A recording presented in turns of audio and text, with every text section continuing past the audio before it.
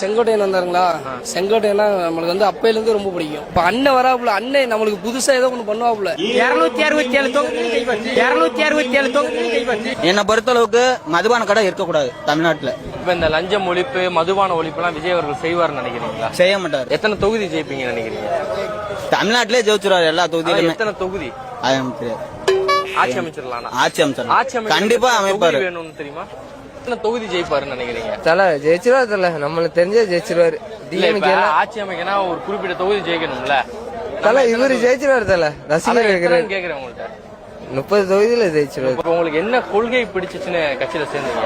நம்ம விஜய் ரசிகர். தல இப்ப 5 கொள்கை தலைவர்லாம் வந்து அறிவிச்சிருந்தாங்கல்ல, அதுல உங்களுக்கு யாரை பிடிக்கும்? நம்மளுக்கு விஜய் தான். தல அதுக்கப்புறம் ஈரோட்ல அவர் பேர் என்ன, ஈரோட்ல ஒருத்தர் இருக்கிறாருல்ல தல, செந்தில் பாலாஜோ. இப்ப என்ன கொள்கை பிடிச்சிச்சுன்னு தமிழ் வெற்றி கழகத்துல சேர்ந்திருக்கீங்க? நான் எங்காவது வந்தா நல்லது பண்ணுவாரு, எல்லாம் பண்ணுவாரு.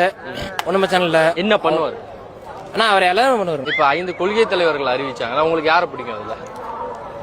ஆனா அது கேட்ட எப்படி சொல்றேன்னா, நான் உடனே சொல்றீங்களா, இப்ப ஜாயிண்ட் பண்ணிக்கிறேன்ல செங்கோட்டையன். செங்கோட்டையன் ஓகே. கொள்கை தலைவர் கொள்கை தேவையெல்லாம் எப்படின்னா சொல்றது, ஓப்பனா சொல்ல முடியாதுல்ல. எத்தனை தொகுதி ஜெயிப்பாருன்னு நினைக்கிறீங்க? என்ன 2026 எங்க ஆட்சி தானே. ஆட்சி தான். ஆட்சி அமைக்கிறதுக்கு ஒரு தொகுதி வேணும்ல. அவர் பார்த்து பண்றோம். அவர் பார்த்து என்ன பண்றாரோ, யாராவது என்ன போஸ்டிங் கொடுக்குறாங்களோ கொடுப்பாரு. போஸ்டிங் கொடுப்பாங்கன்னா இப்ப ஓட்டு போடுவாங்கல்ல மக்கள், ஓட்டு போட்டு ஜெயிக்க வைக்கணும்ல. அது தொகுதி நம்பர் இருக்குல்ல, எத்தனை நம்பர் ஜெயிப்பீங்கன்னு நினைக்கிறீங்க? கிட்டத்தட்ட ஒரு 4 தொகுதி ஜெயிப்பேன்னு வச்சுங்க. 4 தொகுதி. பேச மாட்டேன்.